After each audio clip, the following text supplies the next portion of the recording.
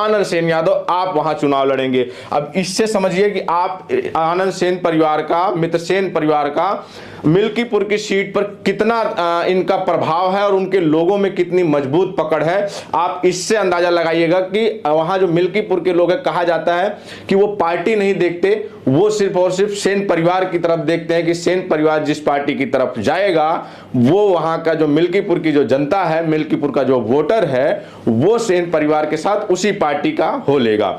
आप इससे अंदाजा लगाइए 1974 जब विधानसभा चुनाव होता है तो यहां पर धर्मचंद कांग्रेस से जीतते हैं। उसके बाद फिर मिल्कीपुर में और अयोध्या में एंट्री होती है बाबू मित्र सेन यादव की, जिनके बारे में कहा जाता है कि अयोध्या के वो रॉबिन हुड के रूप में उनको जाना जाता है और पूर्वांचल की एक बड़ी शख्सियत थे।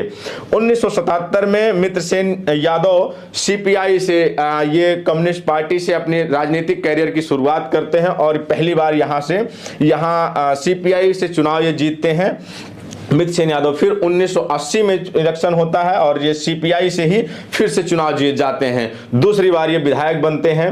उसके बाद फिर 89 में यहाँ से कांग्रेस जीतती है, 91 में यहाँ से बीजेपी जीतती है और फिर 93 का, अब इतने 93 में 1993 में मित्र सेन यादव फिर से सीपीआई के टिकट पे चुनाव लड़ते हैं और फिर से यहाँ से विधायक होते हैं। ये 3 बार विधायक सीपीआई कम्युनिस्ट पार्टी से विधायक हो जाते हैं।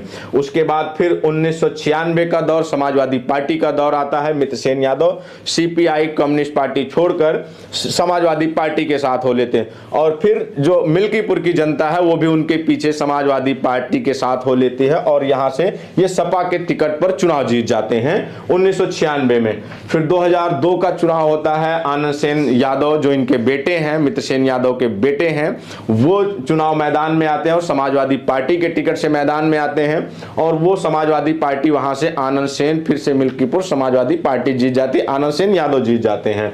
उसके बाद 2007 का चुनाव आता है जो बसपा का दौर था, बहुजन समाज पार्टी मायावती का। आनंद सेन समाजवादी पार्टी छोड़कर बहुजन समाज पार्टी के साथ जाते हैं और बहुजन समाज पार्टी इनको टिकट देती है और ये बहुजन समाज पार्टी के टिकट पर यहां पर हाथी चलता है मिल्कीपुर में। जो मिल्कीपुर कभी सीपीआई का गढ़ हुआ करती थी, कम्युनिस्टों का गढ़ हुआ करती समाजवादी पार्टी का, वो आनंद सेन यादव सेन परिवार के साथ बसपाई हो जाता है, बसपा के साथ चला जाता है। तो उसके बाद फिर 2017 का चुनाव जो होता है, सीट सुरक्षित होती है और सुरक्षित सीट से यहाँ से सेन परिवार, अब सुरक्षित सीट होने के नाते वहां से चुनाव नहीं लड़ सकते थे तो ये बगल की सीट बीकापुर में शिफ्ट हो जाते हैं। वहां से भाजपा के बाबा गोरखनाथ चुनाव जीत जाते हैं। उसके बाद फिर 2022 के चुनाव में यहां से अवधेश प्रसाद की एंट्री होती है, अवधेश प्रसाद जी जाते हैं। अब इससे आप अंदाजा लगा सकते हैं कि सेन परिवार का मिल्कीपुर में कितना दबदबा है और कितनी मजबूत पकड़ है, कितनी मजबूत पैठ है लोगों के बीच में, वहां के वोटरों के बीच में,